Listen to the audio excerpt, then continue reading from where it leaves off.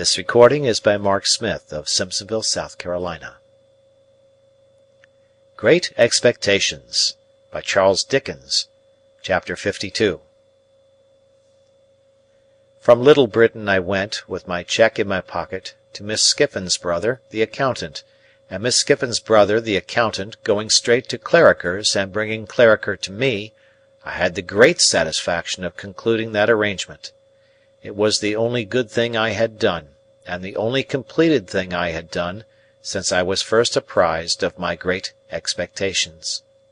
Clarriker informing me on that occasion that the affairs of the house were steadily progressing, that he would now be able to establish a small branch house in the east, which was much wanted for the extension of the business, and that Herbert in his new partnership capacity would go out and take charge of it, I found that I must have prepared for a separation from my friend, even though my own affairs had been more settled. And now, indeed, I felt as if my last anchor were loosening its hold, and I should soon be driving with the winds and waves. But there was recompense in the joy with which Herbert would come home of a night and tell me of these changes, little imagining that he told me no news, and would sketch airy pictures of himself conducting Clara Barley to the land of the Arabian Nights, and of me going out to join them, with a caravan of camels, I believe, and of our all going up the Nile and seeing wonders. Without being sanguine as to my own part in these bright plans, I felt that Herbert's way was clearing fast, and that old Bill Barley had but to stick to his pepper and rum, and his daughter would soon be happily provided for. We had now got into the month of March. My left arm, though it presented no bad symptoms, took, in the natural course, so long to heal that I was still unable to get a coat on. My right arm was tolerably restored, disfigured, but fairly serviceable. On a Monday morning, when Herbert and I were at breakfast, I received the following letter from Wemmick by the post. Walworth, burn this as soon as read. Early in the week, or say Wednesday, you might do what you know of, if you felt disposed to try it. Now burn. When I had shown this to Herbert and had put it in the fire, but not before we had both got it by heart, we considered what to do. For, of course, my being disabled could now be no longer kept out of view. I have thought it over again and again, said Herbert, and I think I know a better course than taking a Thames waterman. Take Startop. A good fellow, a skilled hand, fond of us, and enthusiastic and honourable. I had thought of him more than once. But how much would you tell him, Herbert? It is necessary to tell him very little. Let him suppose it a mere freak, but a secret one, until the morning comes. Then let him know that there is urgent reason for your getting Provis aboard and away. You go with him? No doubt. Where? It had seemed to me, in the many anxious considerations I had given the point, almost indifferent what port we made for, Hamburg, Rotterdam, Antwerp. The place signified little, so that he was out of England. Any foreign steamer that fell in our way and would take us up would do. I had always proposed to myself to get him well down the river in the boat, certainly well beyond Gravesend, which was a critical place for search or inquiry if suspicion were afoot. As foreign steamers would leave London at about the time of high water, our plan would be to get down the river by a previous ebb tide, and lie by in some quiet spot until we could pull off to one. The time when one would be due where we lay, wherever that might be, could be calculated pretty nearly if we made inquiries beforehand. Herbert assented to all this, and we went out immediately after breakfast to pursue our investigations. We found that a steamer for Hamburg was likely to suit our purpose best, and we directed our thoughts chiefly to that vessel. But we noted down what other foreign steamers would leave London with the same tide, and we satisfied ourselves that we knew the build and colour of each. We then separated for a few hours, I to get at once such passports as were necessary, Herbert to see Startop at his lodgings. We both did what we had to do without any hindrance, and when we met again at 1 o'clock reported it done. I, for my part, was prepared with passports. Herbert had seen Startop, and he was more than ready to join. Those two should pull a pair of oars, we settled, and I would steer. Our charge would be sitter and keep quiet. As speed was not our object, we should make way enough. We arranged that Herbert should not come home to dinner before going to Mill Pond Bank that evening, that he should not go there at all tomorrow evening, Tuesday, that he should prepare Provis to come down to some stairs hard by the house on Wednesday when he saw us approach, and not sooner, that all the arrangements with him should be concluded that Monday night, and he should be communicated with no more in any way until we took him on board. These precautions well understood by both of us, I went home. On opening the outer door of our chambers with my key, I found a letter in the box, directed to me. A very dirty letter, though not ill written.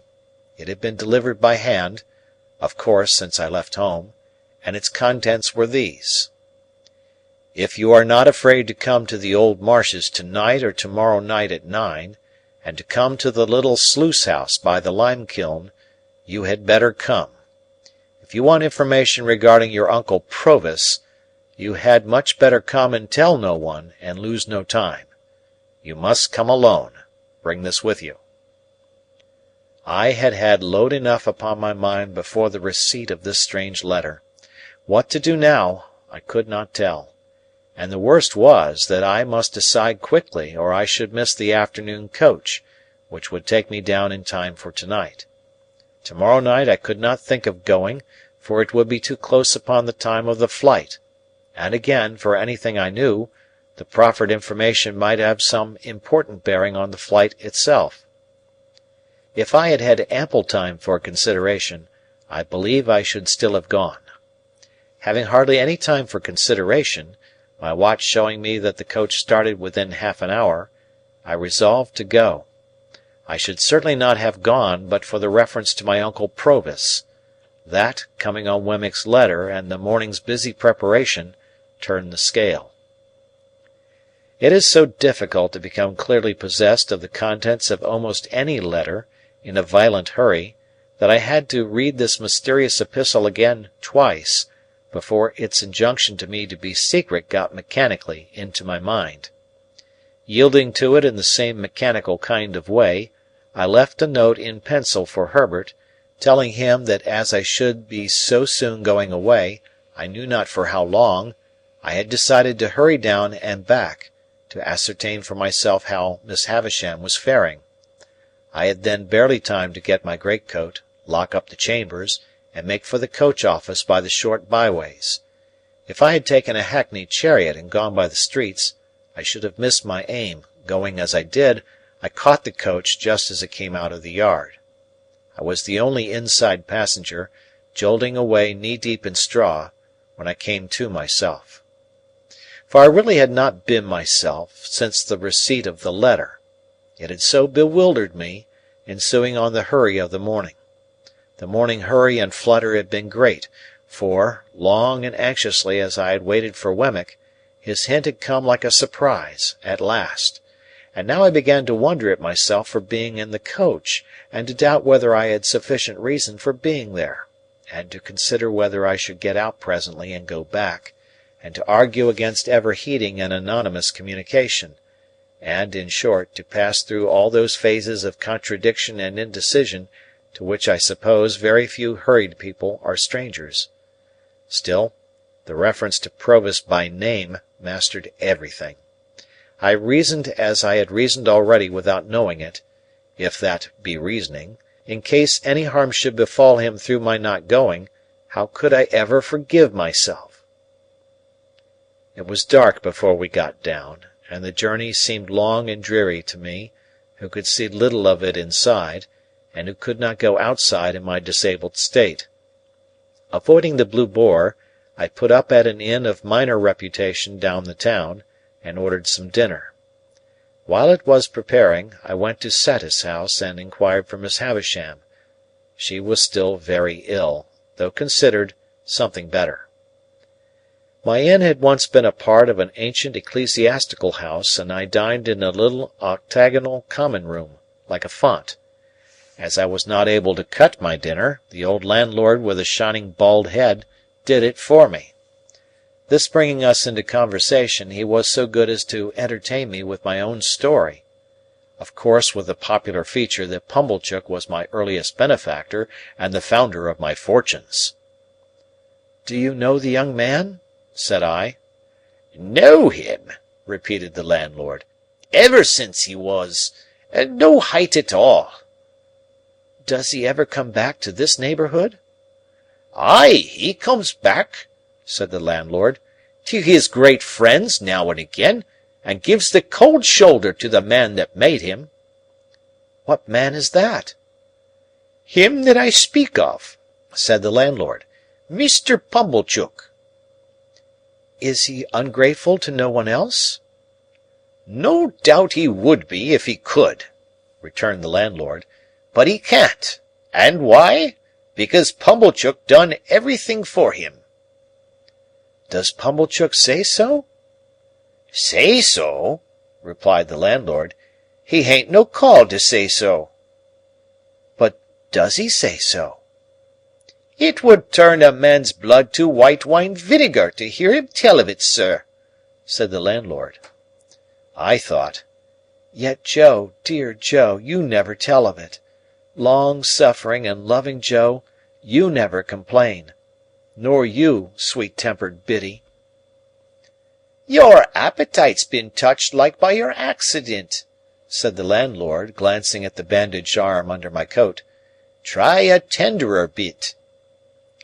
"No, thank you," I replied, turning from the table to brood over the fire. "I can eat no more. Please take it away." I had never been struck at so keenly, for my thanklessness to Joe, as through the brazen impostor, Pumblechook.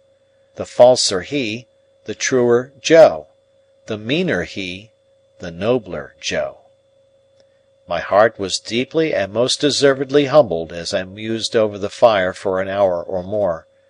The striking of the clock aroused me, but not from my dejection or remorse, and I got up and had my coat fastened round my neck, and went out. I had previously sought in my pockets for the letter, that I might refer to it again, but I could not find it, and was uneasy to think that it must have been dropped in the straw of the coach. I knew very well, however, that the appointed place was the little sluice-house by the lime-kiln on the marshes, and the hour 9.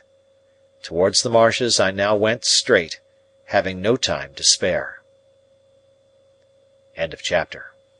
Chapter 53. It was a dark night, though the full moon rose as I left the enclosed lands and passed out upon the marshes. Beyond their dark line there was a ribbon of clear sky, hardly broad enough to hold the red large moon. In a few minutes she had ascended out of that clear field, in among the piled mountains of cloud. There was a melancholy wind, and the marshes were very dismal. A stranger would have found them insupportable, and even to me they were so oppressive that I hesitated, half inclined to go back. But I knew them well, and could have found my way on a far darker night, and had no excuse for returning, being there. So, having come there against my inclination, I went on against it. The direction that I took was not that in which my old home lay, nor that in which we had pursued the convicts. My back was turned towards the distant hulks as I walked on, and though I could see the old lights away on the spits of sand, I saw them over my shoulder. I knew the lime-kiln as well as I knew the old battery, but they were miles apart, so that, if a light had been burning at each point that night, there would have been a long strip of the blank horizon between the two bright specks. At first, I had to shut some gates after me, and now and then to stand still while the cattle that were lying in the banked-up pathway arose and blundered down among the grass and reeds. But after a little while I seemed to have the whole flats to myself. It was another half-hour before I drew near to the kiln. The lime was burning with a sluggish, stifling smell, but the fires were made up and left, and no workmen were visible. Hard by was a small stone quarry. It lay directly in my way, and had been worked that day, as I saw by the tools and barrows that were lying about. Coming up again to the marsh level out of this excavation, for the rude path lay through it, I saw a light in the old sluice house. I quickened my pace and knocked at the door with my hand. Waiting for some reply, I looked about me, noticing how the sluice was abandoned and broken, and how the house, of wood with a tiled roof, would not be proof against the weather much longer, if it were so even now, and how the mud and ooze were coated with lime, and how the choking vapour of the kiln crept in a ghostly way towards me. Still there was no answer, and I knocked again. No answer still, and I tried the latch. It rose under my hand, and the door yielded. Looking in, I saw a lighted candle on a table, a bench, and a mattress on a truckle bedstead. As there was a loft above, I called, "Is anyone here?" But no voice answered. Then I looked at my watch, and finding that it was past 9, called again, "Is there anyone here?" There being still no answer, I went out at the door, irresolute what to do. It was beginning to rain fast. Seeing nothing save what I had seen already, I turned back into the house and stood just within the shelter of the doorway, looking out into the night. While I was considering that someone must have been there lately and must soon be coming back, or the candle would not be burning, it came into my head to look if the wick were long. I turned round to do so, and had taken up the candle in my hand, when it was extinguished by some violent shock, and the next thing I comprehended was, that I had been caught in a strong running noose, thrown over my head from behind. "Now," said a suppressed voice with an oath, "I've got you." "What is this?" I cried, struggling. "Who is it? Help! Help! Help!" Not only were my arms pulled close to my sides, but the pressure on my bad arm caused me exquisite pain. Sometimes a strong man's hand, sometimes a strong man's breast, was set against my mouth to deaden my cries, and with a hot breath always close to me, I struggled ineffectually in the dark while I was fastened tight to the wall. "And now," said the suppressed voice with another oath, "call out again, and I'll make short work of you." Faint and sick with the pain of my injured arm, bewildered by the surprise, and yet conscious how easily this threat could be put in execution, I desisted, and tried to ease my arm were it ever so little. But it was bound too tight for that. I felt as if, having been burnt before, it was now being broiled. The sudden exclusion of the night, and the substitution of black darkness in its place, warned me that the man had closed a shutter. After groping about for a little, he found the flint and steel he wanted, and began to strike a light. I strained my sight upon the sparks that fell among the tinder, and upon which he breathed and breathed, match in hand, but I could only see his lips, and the blue point of the match, even those but fitfully. The tinder was damp, no wonder there, and one after another the sparks died out. The man was in no hurry, and struck again with the flint and steel. As the sparks fell thick and bright about him, I could see his hands and touches of his face, and could make out that he was seated and bending over the table, but nothing more. Presently I saw his blue lips again, breathing on the tinder, and then a flare of light flashed up, and showed me Orlick. Whom I had looked for, I don't know. I had not looked for him. Seeing him, I felt that I was in a dangerous strait indeed, and I kept my eyes upon him. He lighted the candle from the flaring match with great deliberation, and dropped the match and trod it out. Then he put the candle away from him on the table, so that he could see me, and sat with his arms folded on the table and looked at me. I made out that I was fastened to a stout perpendicular ladder a few inches from the wall, a fixture there, the means of ascent to the loft above. "Now," said he, when we had surveyed one another for some time, "I've got you." "Unbind me! Let me go!" "Ah!" he returned, "I'll let you go. I'll let you go to the moon. I'll let you go to the stars. All in good time." "Why have you lured me here?" "Don't you know?" said he with a deadly look. "Why have you set upon me in the dark?" Because I mean to do it all myself. One keeps a secret better than two. Oh, you enemy! You enemy!" His enjoyment of the spectacle I furnished, as he sat with his arms folded on the table, shaking his head at me and hugging himself, had a malignity in it that made me tremble. As I watched him in silence, he put his hand into the corner at his side, and took up a gun with a brass-bound stock. "Do you know this?" said he, making as if he would take aim at me. "Do you know where you saw it afore? Speak, wolf."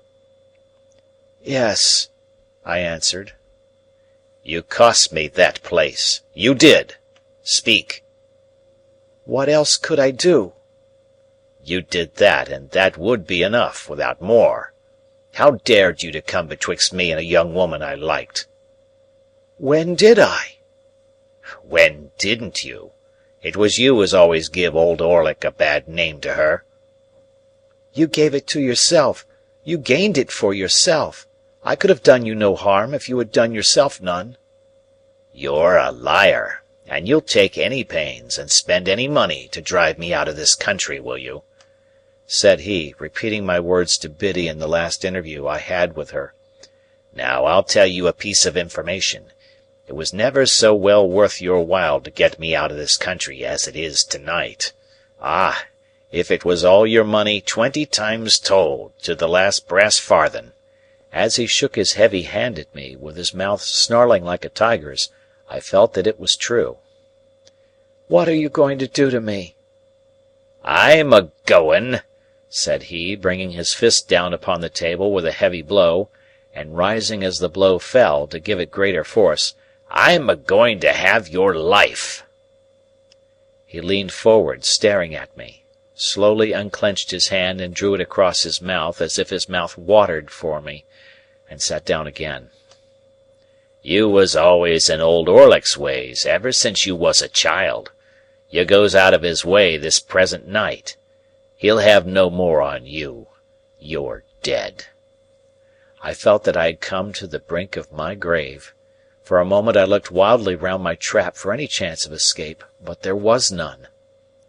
"More than that," said he, folding his arms on the table again, "I won't have a rag of you, I won't have a bone of you, left on earth. I'll put your body in the kiln. I'd carry 2 such to it on my shoulders, and, let people suppose what they may of you, they shall never know nothing." My mind, with inconceivable rapidity, followed out all the consequences of such a death. Estella's father would believe I had deserted him, would be taken, would die accusing me. Even Herbert would doubt me, when he compared the letter I had left for him with the fact that I had called at Miss Havisham's gate for only a moment. Joe and Biddy would never know how sorry I had been that night. None would ever know what I had suffered, how true I had meant to be, what an agony I had passed through. The death close before me was terrible, but far more terrible than death was the dread of being misremembered after death. And so quick were my thoughts that I saw myself despised by unborn generations, Estella's children and their children, while the wretch's words were yet on his lips. "Now, wolf," said he, "afore I kill you like any other beast, which is what I mean to do and what I have tied you up for, I'll have a good look at you and have a good goad at you. Oh, you enemy!" It had passed through my thoughts to cry out for help again, though few could know better than I the solitary nature of the spot, and the hopelessness of aid. But as he sat gloating over me, I was supported by a scornful detestation of him that sealed my lips. Above all things, I resolved that I would not entreat him, and that I would die making some last poor resistance to him.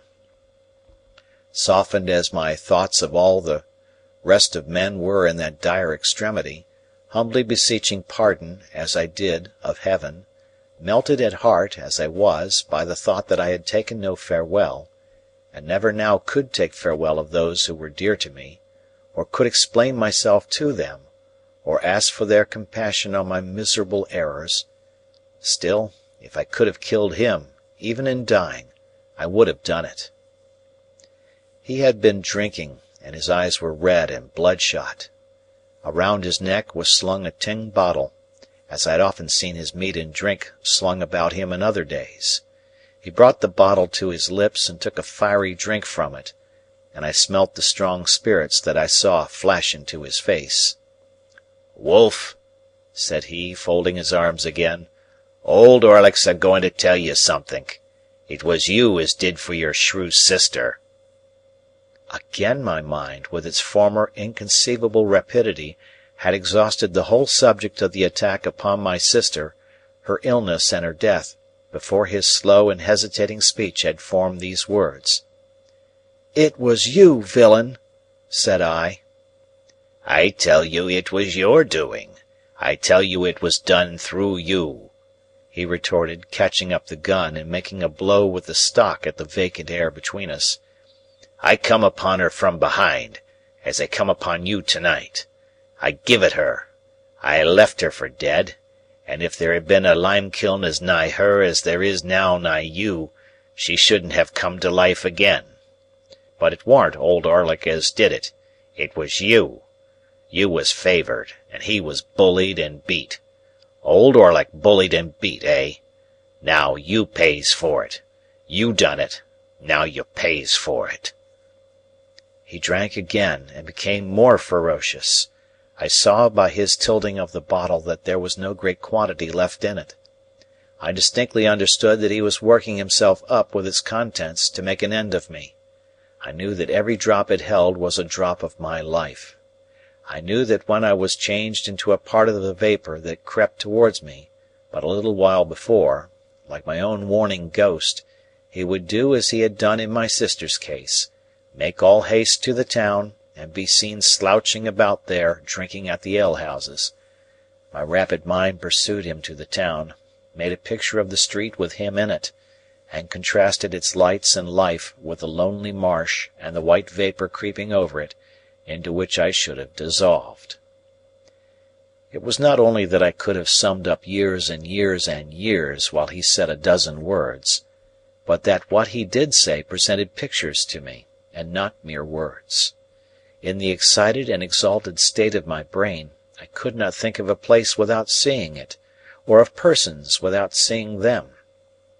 It is impossible to overstate the vividness of these images, and yet I was so intent, all the time, upon him himself, who would not be intent on the tiger crouching to spring, that I knew of the slightest action of his fingers. When he had drunk this second time, he rose from the bench on which he sat, and pushed the table aside.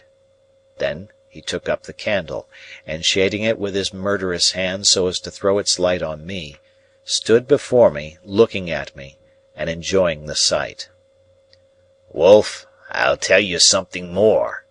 It was old Orlick as you tumbled over on your stairs that night." I saw the staircase with its extinguished lamps. I saw the shadows of the heavy stair rails thrown by the watchman's lantern on the wall.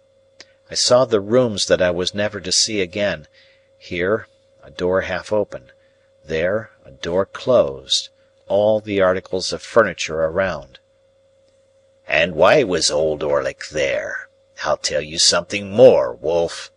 You and her have pretty well hunted me out of this country, so far as getting an easy living in it goes, and I've took up with new companions and new masters. Some of them writes my letters when I wants 'em wrote. Do you mind? Writes my letters, Wolf. They writes 50 hands. They're not like sneaking you, as writes but one. I've a firm mind and a firm will to have your life, since you was down here at your sister's burying. I han't seen a way to get you safe, and I've looked arter you to know your ins and outs. For, says old Orlick to himself, somehow or another I'll have him. What? When I looks for you, I find your Uncle Provis, eh?" Mill Pond Bank and Chink's Basin, and the old green copper rope walk, all so clear and plain, Provis in his rooms, the signal whose use was over, pretty Clara, the good motherly woman, old Bill Barley on his back, all drifting by, as on the swift stream of my life fast running out to sea. "You with a uncle, too! Why, I knowed you at Gargery's when you was so small a wolf that I could have took your weazen betwixt this finger and thumb and chucked you away dead, as I'd thoughts o' doing, odd times, when I see you loitering amongst the pollards on a Sunday. And you hadn't found no uncles then. No, not you. But when old Orlick come for to hear that your Uncle Provis had most like wore the leg iron what old Orlick had picked up, filed asunder, on these marshes, ever so many year ago, and what he kept by him till he dropped your sister with it, like a bullock, as he means to drop you, hey? When he come for to hear that, hey?" In his savage taunting he flared the candle so close at me that I turned my face aside to save it from the flame. "Ah!" he cried, laughing, after doing it again. "The burnt child dreads the fire. Old Orlick knowed you was burnt. Old Orlick knowed you was smuggling your Uncle Provis away. Old Orlick's a match for you, and knowed you'd come to-night. Now I'll tell you something more, Wolf, and this ends it. There's them that's as good a match for your Uncle Provis as old Orlick has been for you. Let him wear them when he's lost his nevvy. Let him wear them when no man can't find a rag of his dear relation's clothes, nor yet a bone of his body. There's them that can't, and that won't have Magwitch. Yes, I know the name. Alive in the same land with them, and that's had such sure information of him when he was alive in another land, as that he couldn't and shouldn't leave it unbeknown and put them in danger. Perhaps it's them that writes 50 hands, and that's not like sneaking you as writes but one. Where Compeyson, Magwitch, and the gallows?" He flared the candle at me again, smoking my face and hair, and for an instant blinding me, and turned his powerful back as he replaced the light on the table. I had thought a prayer, and had been with Joe and Biddy and Herbert, before he turned towards me again. There was a clear space of a few feet between the table and the opposite wall. Within this space he now slouched backwards and forwards. His great strength seemed to sit stronger upon him than ever before, as he did this with his hands hanging loose and heavy at his sides, and with his eyes scowling at me. I had no grain of hope left. Wild as my inward hurry was, and wonderful the force of the pictures that rushed by me instead of thoughts, I could yet clearly understand that, unless he had resolved that I was within a few moments of surely perishing out of all human knowledge, he would never have told me what he had told. Of a sudden he stopped, took the cork out of his bottle, and tossed it away. Light as it was, I heard it fall like a plummet. He swallowed slowly, tilting up the bottle by little and little, and now he looked at me no more. The last few drops of liquor he poured into the palm of his hand, and licked up. Then, with a sudden hurry of violence, and swearing horribly, he threw the bottle from him, and stooped, and I saw in his hand a stone hammer with a long heavy handle. The resolution I had made did not desert me, for, without uttering one vain word of appeal to him, I shouted out with all my might, and struggled with all my might. It was only my head and my legs that I could move, but to that extent I struggled with all the force, until then unknown, that was within me.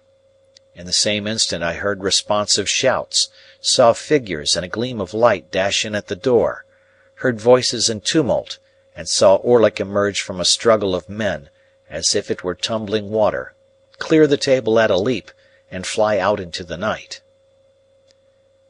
After a blank, I found that I was lying unbound, on the floor, in the same place, with my head on someone's knee. My eyes were fixed on the ladder against the wall, when I came to myself, had opened on it before my mind saw it, and thus as I recovered consciousness, I knew that I was in the place where I had lost it. Too indifferent at first, even to look round and ascertain who supported me, I was lying looking at the ladder, when there came between me and it a face. The face of Trabb's boy. "I think he's all right," said Trabb's boy in a sober voice, "but ain't he just pale, though?" At these words, the face of him who supported me looked over into mine, and I saw my supporter to be— "Herbert! Great Heaven!" "Softly," said Herbert. "Gently, Handel. Don't be too eager." "And our old comrade, Startop!" I cried, as he too bent over me. "Remember what he is going to assist us in," said Herbert, "and be calm." The illusion made me spring up, though I dropped again from the pain in my arm. "The time has not gone by, Herbert, has it? What night is to-night? How long have I been here?"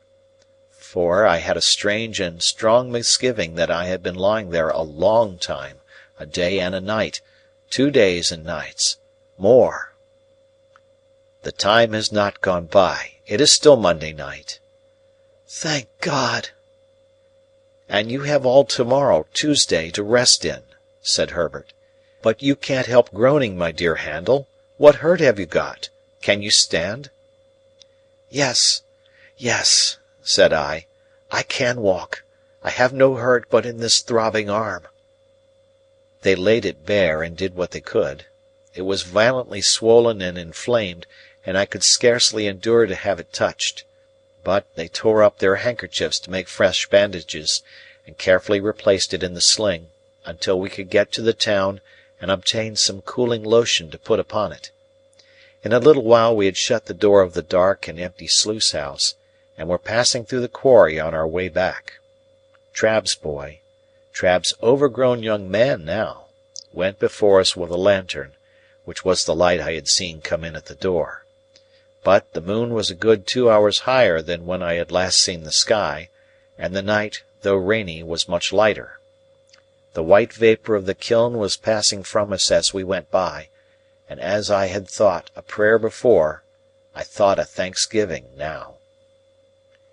Entreating Herbert to tell me how he had come to my rescue, which at first he had flatly refused to do, but had insisted on my remaining quiet, I learnt that I had in my hurry dropped the letter, open, in our chambers, where he, coming home to bring with him Startop, whom he had met in the street on his way to me, found it, very soon after I was gone. Its tone made him uneasy, and the more so because of the inconsistency between it and the hasty letter I had left for him. His uneasiness increasing, instead of subsiding, after a quarter of an hour's consideration, he set off for the coach office with Startop, who volunteered his company, to make inquiry when the next coach went down. Finding that the afternoon coach was gone, and finding that his uneasiness grew into positive alarm, as obstacles came in his way, he resolved to follow in a post-chaise. So he and Startop arrived at the Blue Boar, fully expecting there to find me, or tidings of me, but, finding neither, went on to Miss Havisham's, where they lost me. Hereupon they went back to the hotel, doubtless at about the time when I was hearing the popular local version of my own story, to refresh themselves and get someone to guide them out upon the marshes. Among the loungers under the Boar's archway happened to be Trabb's boy, true to his ancient habit of happening to be everywhere where he had no business, and Trabb's boy had seen me passing from Miss Havisham's in the direction of my dining-place. Thus Trabb's boy became their guide, and with him they went out to the sluice house, though by the town way to the marshes, which I had avoided. Now as they went along, Herbert reflected that I might, after all, have been brought there on some genuine and serviceable errand tending to Provis's safety, and bethinking himself that in that case interruption must be mischievous, left his guide and Startop on the edge of the quarry, and went on by himself, and stole round the house 2 or 3 times, endeavouring to ascertain whether all was right within. As he could hear nothing but indistinct sounds of one deep rough voice, this was while my mind was so busy, he even at last began to doubt whether I was there, when suddenly I cried out loudly, and he answered the cries, and rushed in, closely followed by the other 2. When I told Herbert what had passed within the house, he was for our immediately going before a magistrate in the town, late at night as it was, and getting out a warrant. But I had already considered that such a course, by detaining us there, or binding us to come back, might be fatal to Provis. There was no gainsaying this difficulty, and we relinquished all thoughts of pursuing Orlick at that time.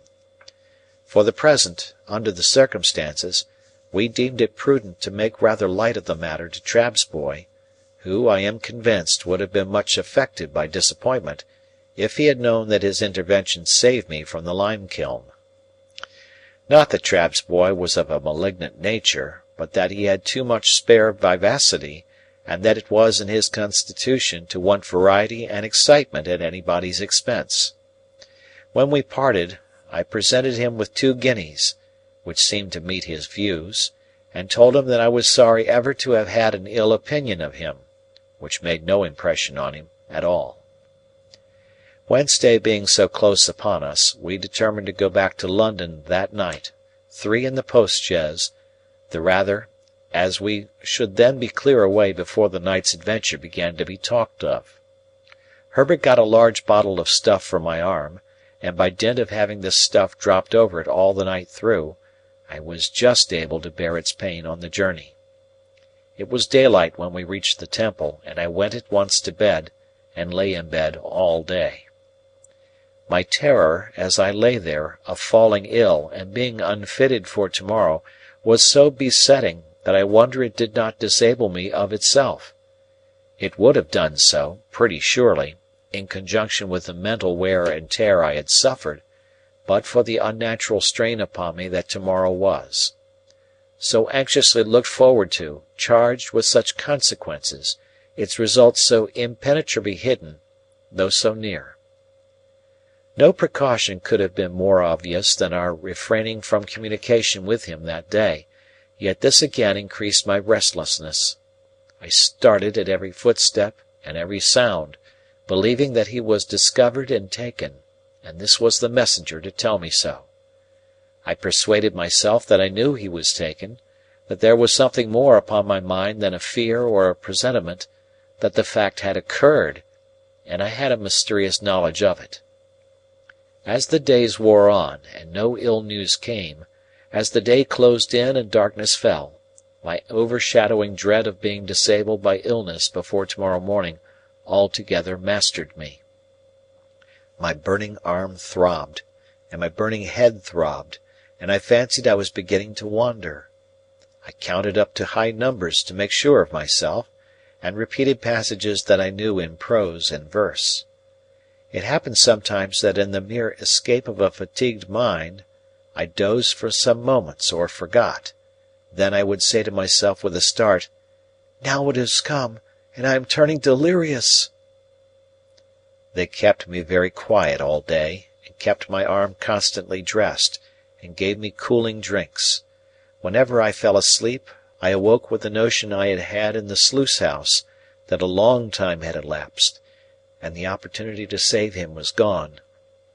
About midnight I got out of bed and went to Herbert, with the conviction that I had been asleep for 24 hours, and that Wednesday was past. It was the last self-exhausting effort of my fretfulness, for after that I slept soundly. Wednesday morning was dawning when I looked out of window.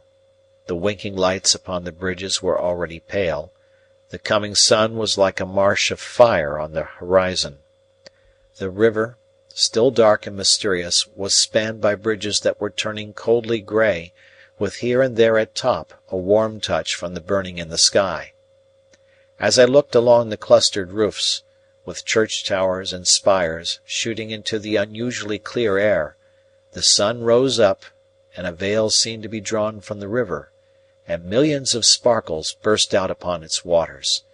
From me, too, a veil seemed to be drawn, and I felt strong and well.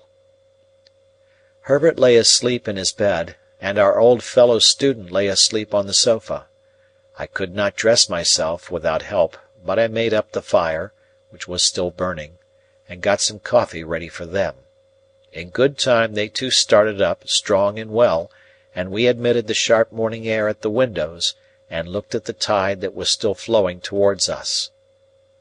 "When it turns at 9 o'clock," said Herbert, cheerfully, "look out for us, and stand ready, you over there at Mill Pond Bank." Chapter 54.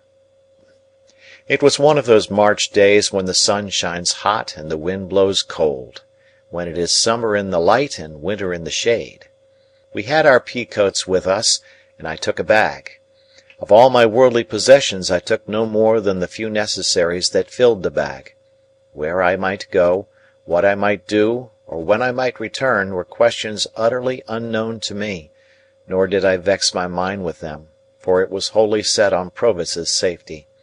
I only wondered for the passing moment, as I stopped at the door and looked back, under what altered circumstances I should next see those rooms, if ever. We loitered down to the temple stairs, and stood loitering there, as if we were not quite decided to go upon the water at all. Of course, I had taken care that the boat should be ready and everything in order. After a little show of indecision, which there were none to see but the 2 or 3 amphibious creatures belonging to our temple stairs, we went on board and cast off, Herbert in the bow, I steering. It was then about high water, 8:30. Our plan was this. The tide, beginning to run down at 9, and being with us until 3, we intended still to creep on after it had turned, and row against it until dark.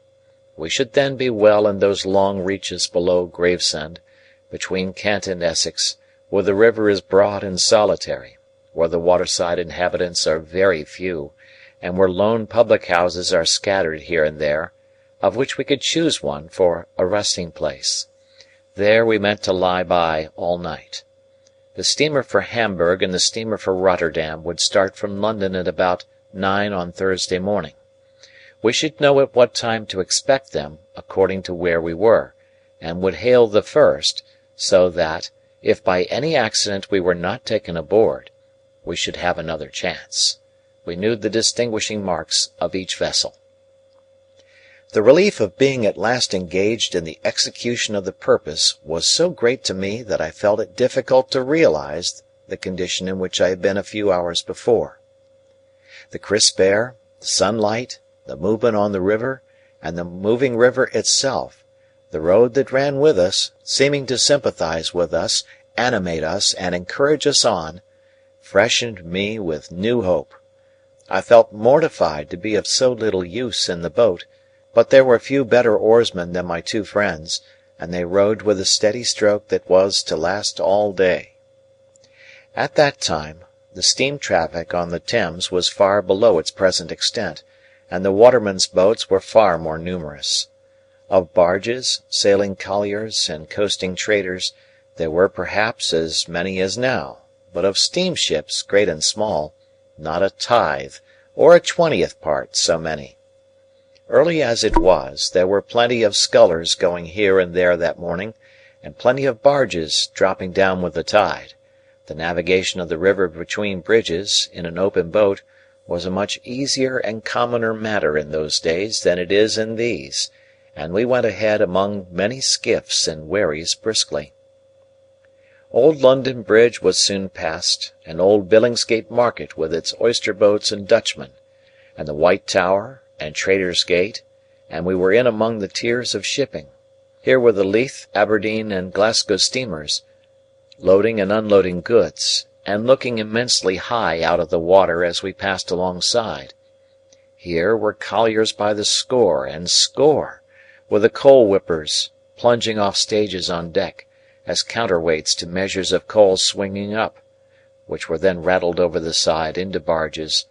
Here at her moorings was tomorrow's steamer for Rotterdam, of which we took good notice, and here tomorrow's for Hamburg, under whose bowsprit we crossed. And now I, sitting in the stern, could see, with a faster beating heart, Mill Pond Bank and Mill Pond Stairs. "Is he there?" said Herbert. "Not yet." "Right. He was not to come down till he saw us. Can you see his signal?" "Not well from here, but I think I see it. Now I see him. Pull both. Easy, Herbert. Oars!" We touched the stairs lightly for a single moment, and he was on board, and we were off again.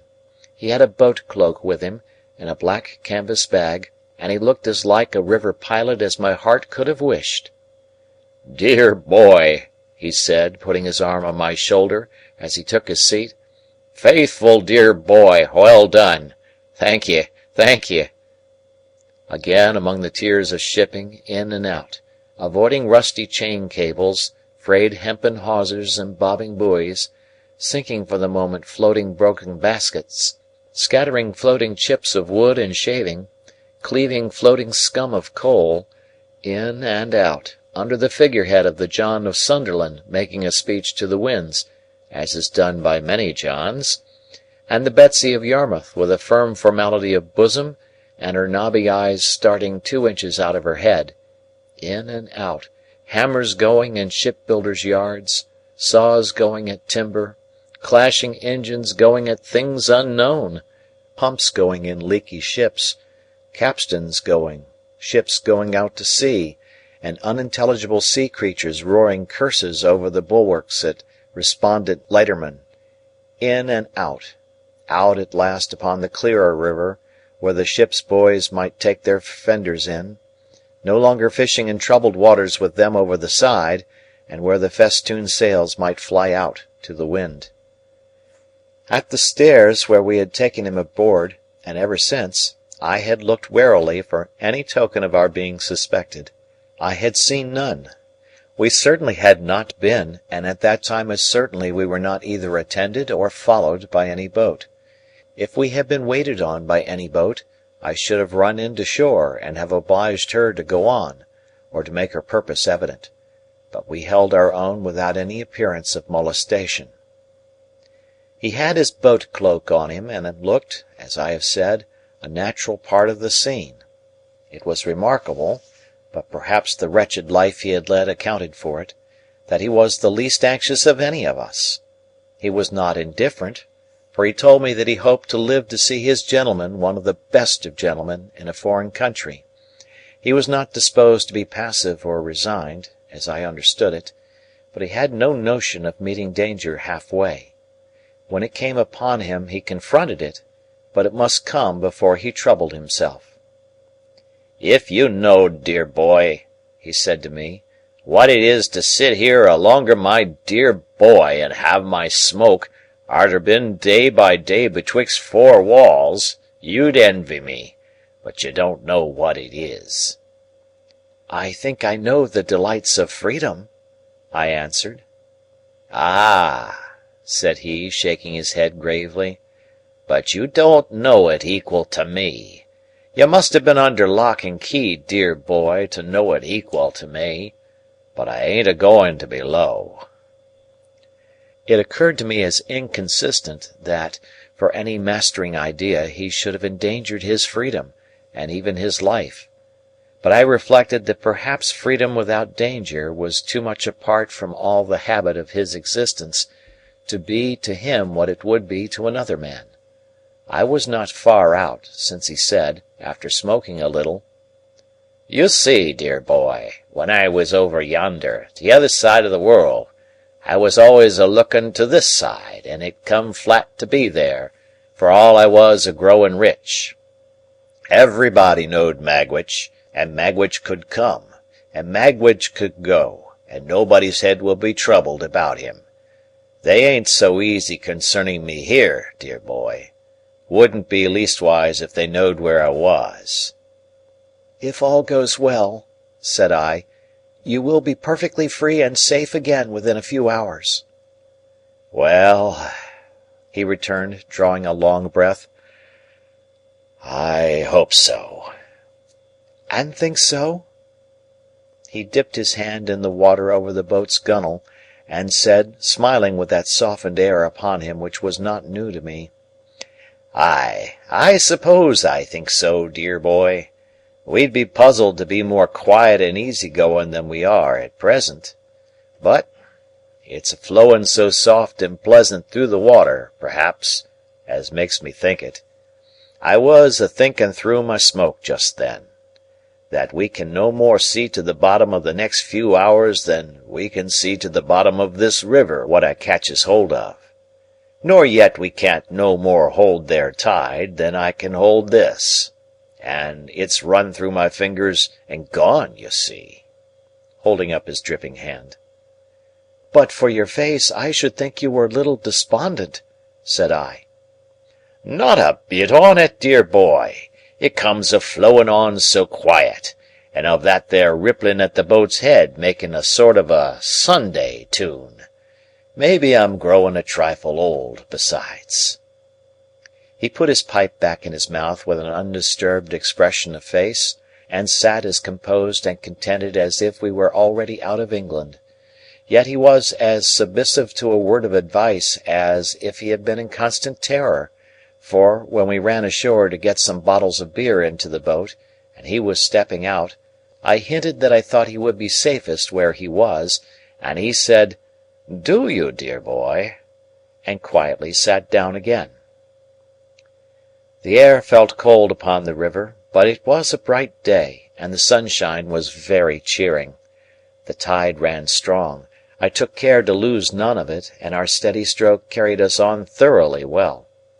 By imperceptible degrees, as the tide ran out, we lost more and more of the nearer woods and hills and dropped lower and lower between the muddy banks, but the tide was yet with us when we were off Gravesend.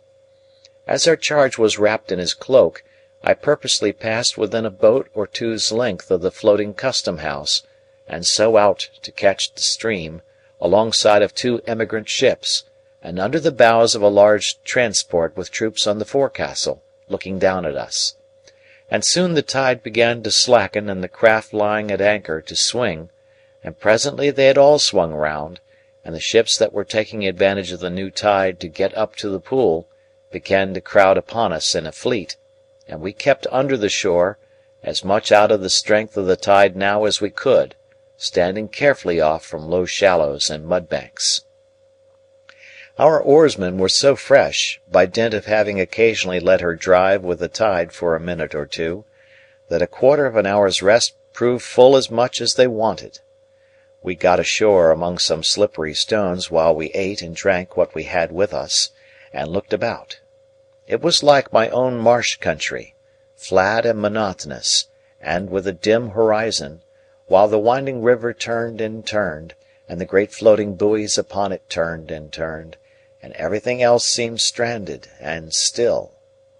For now the last of the fleet of ships was round the last low point we had headed, and the last green barge, straw-laden, with a brown sail, had followed, and some ballast lighters, shaped like a child's first rude imitation of a boat, lay low in the mud, and a little squat shoal lighthouse on open piles stood crippled in the mud on stilts and crutches, and slimy stakes stuck out of the mud, and slimy stones stuck out of the mud, and red landmarks and tide marks stuck out of the mud, and an old landing stage and an old roofless building slipped into the mud, and all about us was stagnation and mud. We pushed off again, and made what way we could. It was much harder work now, but Herbert and Startop persevered, and rowed and rowed and rowed until the sun went down. By that time the river had lifted us a little, so that we could see above the bank. There was the red sun, on the low level of the shore, in a purple haze, fast deepening into black, and there was the solitary flat marsh, and far away there were the rising grounds, between which and us there seemed to be no life, save here and there in the foreground a melancholy gull. As the night was fast falling, and as the moon, being past the full, would not rise early, we held a little council, a short one, for clearly our course was to lie by at the first lonely tavern we could find. So they plied their oars once more, and I looked out for anything like a house. Thus we held on, speaking little, for 4 or 5 dull miles. It was very cold, and a collier coming by us, with her galley fire smoking and flaring, looked like a comfortable home. The night was as dark by this time as it would be until morning, and what light we had seemed to come more from the river than the sky, as the oars in their dipping struck at a few reflected stars. At this dismal time we were evidently all possessed by the idea that we were followed. As the tide made, it flapped heavily at irregular intervals against the shore, and whenever such a sound came, one or other of us was sure to start and look in that direction. Here and there, the set of the current had worn down the bank into a little creek, and we were all suspicious of such places, and eyed them nervously. Sometimes, "What was that ripple?" one of us would say in a low voice, or another, "Is that a boat yonder?" And afterwards we would fall into a dead silence, and I would sit impatiently thinking with what an unusual amount of noise the oars worked in the thowels. At length we descried a light and a roof, and presently afterwards ran alongside a little causeway made of stones that had been picked up hard by. Leaving the rest in the boat, I stepped ashore, and found the light to be in the window of a public-house. It was a dirty place enough, and I dare say not unknown to smuggling adventurers, but there was a good fire in the kitchen, and there were eggs and bacon to eat, and various liquors to drink. Also, there were 2 double-bedded rooms, "such as they were," the landlord said. No other company was in the house than the landlord, his wife, and a grizzled male creature, the Jack of the little causeway, who was as slimy and smeary as if he had been a low-water mark too. With this assistant, I went down to the boat again, and we all came ashore and brought out the oars, and rudder, and boat-hook, and all else, and hauled her up for the night. We made a very good meal by the kitchen fire, and then apportioned the bedrooms. Herbert and Startop were to occupy one, I and our charge the other. We found the air as carefully excluded from both as if air were fatal to life, and there were more dirty clothes and bandboxes under the beds than I should have thought the family possessed. But we considered ourselves well off, notwithstanding, for a more solitary place we could not have found.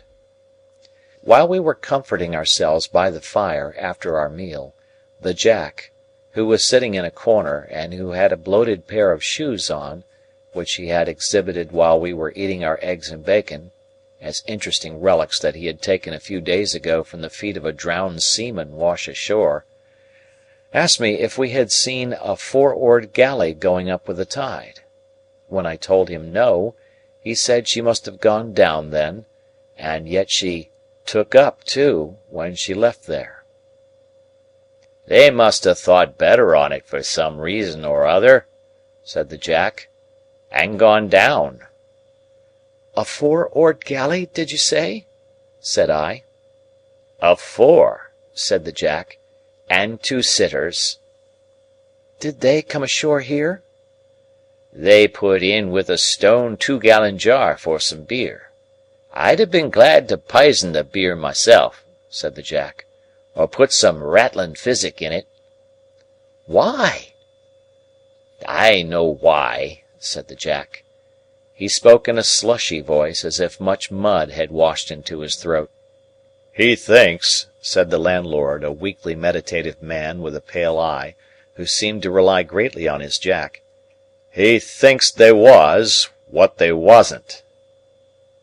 "I knows what I thinks," observed the Jack.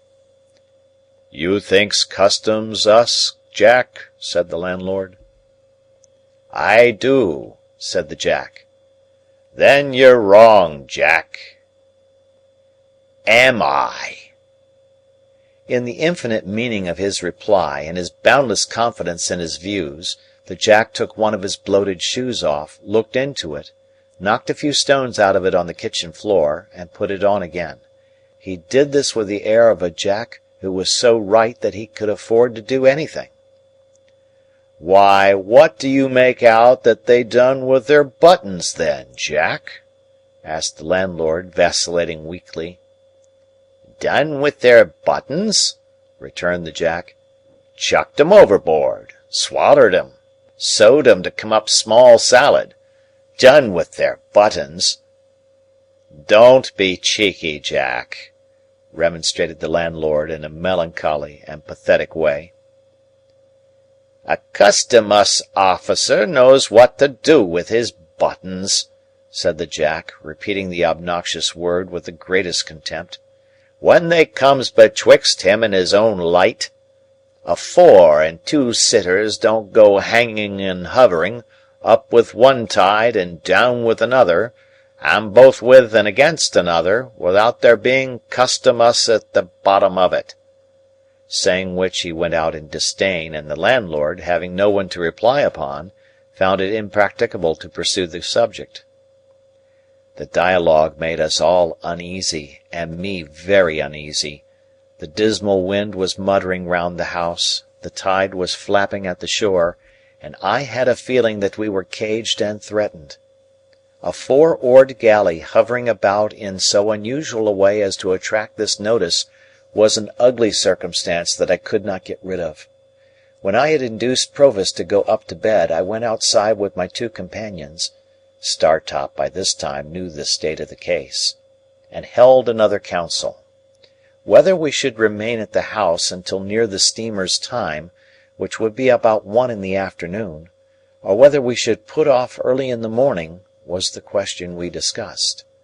On the whole, we deemed it the better course to lie where we were, until within an hour or so of the steamer's time, and then to get out in her track and drift easily with the tide. Having settled to do this, we returned into the house, and went to bed. I lay down with the greater part of my clothes on, and slept well for a few hours. When I awoke, the wind had risen, and the sign of the house, the ship, was creaking and banging about, with noises that startled me. Rising softly, for my charge lay fast asleep, I looked out of the window. It commanded the causeway where we had hauled up our boat, and as my eyes adapted themselves to the light of the clouded moon, I saw 2 men looking into her. They passed by under the window, looking at nothing else, and they did not go down to the landing place which I could discern to be empty, but struck across the marsh in the direction of the Nore. My first impulse was to call up Herbert, and show him the 2 men going away. But, reflecting, before I got into his room, which was at the back of the house and adjoined mine, that he and Startop had had a harder day than I, and were fatigued, I forbore. Going back to my window, I could see the 2 men moving over the marsh. In that light, however, I soon lost them, and feeling very cold, lay down to think of the matter, and fell asleep again. We were up early. As we walked to and fro all 4 together, before breakfast, I deemed it right to recount what I had seen. Again our charge was the least anxious of the party. It was very likely that the men belonged to the custom house, he said quietly, and that they had no thought of us. I tried to persuade myself that it was so, as indeed it might easily be. However, I proposed that he and I should walk away together to a distant point we could see, and that the boat should take us aboard there, or as near there as might prove feasible, at about noon. This being considered a good precaution, soon after breakfast he and I set forth, without saying anything at the tavern. He smoked his pipe as we went along, and sometimes stopped to clap me on the shoulder. One would have supposed that it was I who was in danger, not he, and that he was reassuring me. We spoke very little. As we approached the point, I begged him to remain in a sheltered place, while I went on to reconnoitre, for it was towards it that the men had passed in the night. He complied, and I went on alone. There was no boat off the point, nor any boat drawn up anywhere near it, nor were there any signs of the men having embarked there. But, to be sure, the tide was high, and there might have been some footprints under water. When he looked out from his shelter in the distance, and saw that I waved my hat to him to come up, he rejoined me, and there we waited, sometimes lying on the bank, wrapped in our coats, and sometimes moving about to warm ourselves, until we saw our boat coming round. We got aboard easily, and rowed out into the track of the steamer. By that time it wanted but 10 minutes of 1 o'clock, and we began to look out for her smoke. But it was 1:30 before we saw her smoke, and soon afterwards we saw behind it the smoke of another steamer. As they were coming on at full speed, we got the 2 bags ready, and took that opportunity of saying good-bye to Herbert and Startop. We had all shaken hands cordially, and neither Herbert's eyes nor mine were quite dry, when I saw a four-oared galley shoot out from under the bank but a little way ahead of us and row out into the same track. A stretch of shore had been as yet between us and the steamer's smoke, by reason of the bend and wind of the river, but now she was visible, coming head on. I called to Herbert and Startop to keep before the tide, that she might see us lying by for her, and I adjured Provis to sit quite still, wrapped in his cloak. He answered cheerily, "Trust to me, dear boy," and sat like a statue. Meantime the galley, which was very skilfully handled, had crossed us, let us come up with her, and fallen alongside. Leaving just room enough for the play of the oars, she kept alongside, drifting when we drifted, and pulling a stroke or two when we pulled. Of the two sitters, one held the rudder lines and looked at us attentively, as did all the rowers. The other sitter was wrapped up, much as Provis was, and seemed to shrink and whisper some instruction to the steerer as he looked at us. Not a word was spoken in either boat. Startop could make out after a few minutes which steamer was first, and gave me the word Hamburg in a low voice as we sat face to face. She was nearing us very fast, and the beating of her paddles grew louder and louder. I felt as if her shadow were absolutely upon us when the galley hailed us. I answered. "You have a return transport there," said the man who held the lines. "That's the man, wrapped in the cloak. His name is Abel Magwitch, otherwise Provis. I apprehend that man and call upon him to surrender, and you to assist." At the same moment, without giving any audible direction to his crew, he ran the galley abroad of us. They had pulled one sudden stroke ahead, had got their oars in, had run athwart us, and were holding on to our gunwale before we knew what they were doing. This caused great confusion on board the steamer, and I heard them calling to us, and heard the order given to stop the paddles, and heard them stop, but felt her driving down upon us irresistibly. In the same moment I saw the steersman of the galley lay his hand on his prisoner's shoulder, and saw that both boats were swinging round with the force of the tide, and saw that all hands on board the steamer were running forward quite frantically. Still in the same moment I saw the prisoner start up, lean across his captor, and pull the cloak from the neck of the shrinking sitter in the galley. Still in the same moment I saw that the face disclosed was the face of the other convict of long ago. Still in the same moment I saw the face tilt backward with a white terror on it that I shall never forget, and heard a great cry on board the steamer, and a loud splash in the water, and felt the boat sink from under me. It was but for an instant that I seemed to struggle with 1,000 mill-weirs and 1,000 flashes of light. That instant past, I was taken on board the galley. Herbert was there, and Startop was there, but our boat was gone, and the two convicts were gone. What with the cries aboard the steamer, and the furious blowing off of her steam, and her driving on, and our driving on, I could not at first distinguish sky from water or shore from shore, but the crew of the galley righted her with great speed, and pulling certain swift, strong strokes ahead, lay upon their oars, every man looking silently and eagerly at the water astern. Presently a dark object was seen in it, bearing towards us on the tide. No man spoke, but the steersman held up his hand, and all softly backed water, and kept the boat straight and true before it. As it came nearer, I saw it to be Magwitch, swimming, but not swimming freely. He was taken on board, and instantly manacled at the wrists and ankles. The galley was kept steady, and the silent, eager look-out at the water was resumed. But the Rotterdam steamer now came up, and apparently not understanding what had happened, came on at speed. By the time she had been hailed and stopped, both steamers were drifting away from us, and we were rising and falling in a troubled wake of water. The look-out was kept long after all was still again, and the two steamers were gone, but everybody knew that it was hopeless now. At length we gave it up, and pulled under the shore towards the tavern we had lately left, where we were received with no little surprise. Here I was able to get some comforts for Magwitch (Provis no longer), who had received some very severe injury in the chest, and a deep cut in the head. He told me that he believed himself to have gone under the keel of the steamer, and to have been struck on the head in rising. The injury to his chest, which rendered his breathing extremely painful, he thought he had received against the side of the galley.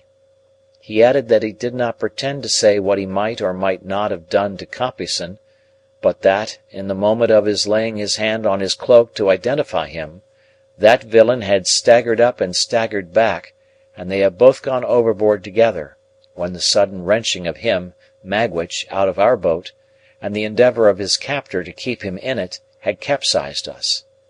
He told me in a whisper that they had gone down fiercely locked in each other's arms, and that there had been a struggle under water, and that he had disengaged himself, struck out, and swum away. I never had any reason to doubt the exact truth of what he thus told me. The officer who steered the galley gave the same account of their going overboard. When I asked this officer's permission to change the prisoner's wet clothes by purchasing any spare garments I could get at the public-house, he gave it readily, merely observing that he must take charge of everything his prisoner had about him. So the pocket-book which had once been in my hands passed into the officer's. He further gave me leave to accompany the prisoner to London, but declined to accord that grace to my two friends. The Jack at the ship was instructed where the drowned man had gone down, and undertook to search for the body in the places where it was likeliest to come ashore. His interest in its recovery seemed to me to be much heightened when he heard that it had stockings on. Probably it took about a dozen drowned men to fit him out completely, and that may have been the reason why the different articles of his dress were in various stages of decay. We remained at the public-house until the tide turned, and then Magwitch was carried down to the galley and put on board. Herbert and Startop were to get to London by land as soon as they could. We had a doleful parting, and when I took my place by Magwitch's side, I felt that that was my place henceforth while he lived. For now my repugnance to him had all melted away, and in the hunted, wounded, shackled creature who held my hand in his, I only saw a man who had meant to be my benefactor, and who had felt affectionately, gratefully, and generously towards me with great constancy through a series of years. I only saw in him a much better man than I had been to Joe. His breathing became more difficult and painful as the night drew on, and often he could not repress a groan. I tried to rest him on the arm I could use, in any easy position, but it was dreadful to think that I could not be sorry at heart for his being badly hurt, since it was unquestionably best that he should die. That there were, still living, people enough who were able and willing to identify him, I could not doubt. That he would be leniently treated, I could not hope. He who had been presented in the worst light at his trial, who had since broken prison and been tried again, who had returned from transportation under a life sentence, and who had occasioned the death of the man who was the cause of his arrest.